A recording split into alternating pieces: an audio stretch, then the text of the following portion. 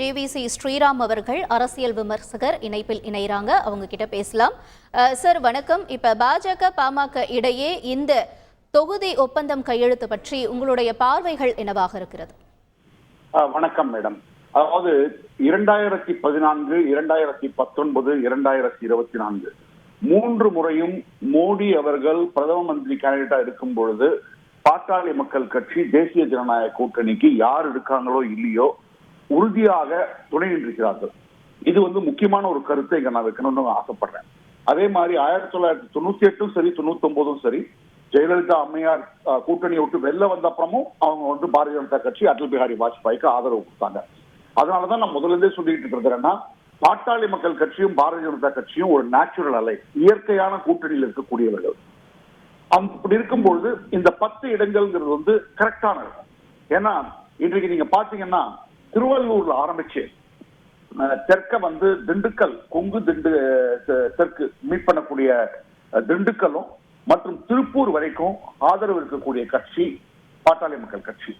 வடக்கு மாவட்டங்களிலும் சரி, டெல்டாவிலையும் சரி, ஒரு பக்கமான கொங்குலையும் சரி ஆதரவு, அதுவும் டென்ஸா ஆதரவு இருக்கக்கூடிய கட்சி.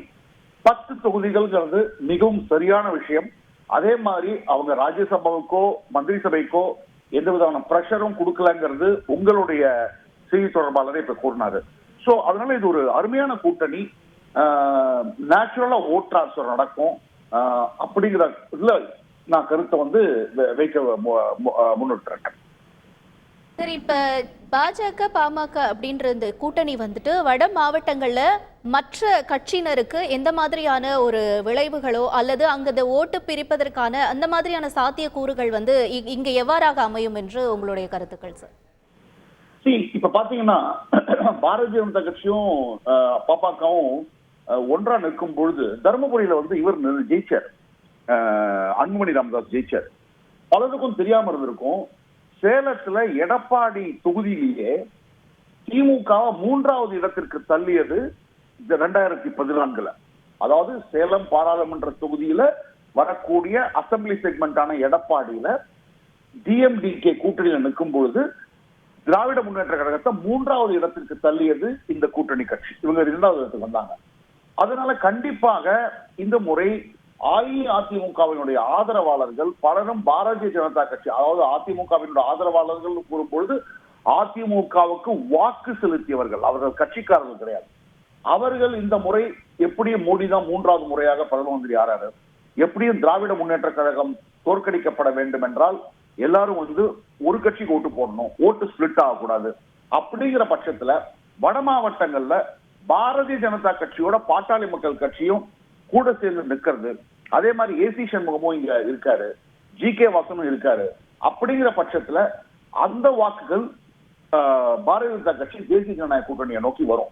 அப்படி வரும்போது வட மாவட்டங்கள்ல கூட இப்ப பாத்தீங்கன்னா போட்டி திராவிட முன்னேற்ற கழக கூட்டணி, தேசிய ஜனநாயக கூட்டணி, இந்த இருவருக்கு தான் இருக்கும். சோ ஓட்டு கண்டிப்பா இந்த ஓட்டு பிரியும் சொல்லிட்டு இருந்தாங்க இல்லையா, அதிமுகவுக்கும் பாரதிய ஜனதா கட்சிக்கும் 2 பக்கமுமே திமுகவினுடைய எதிர்ப்பு ஓட்டுகள் போகும்னு. அது இப்ப களத்துல மாறி அந்த மொத்த ஓட்டுகளும் தேசிய ஜனநாயக கூட்டணி நோக்கி போகும்.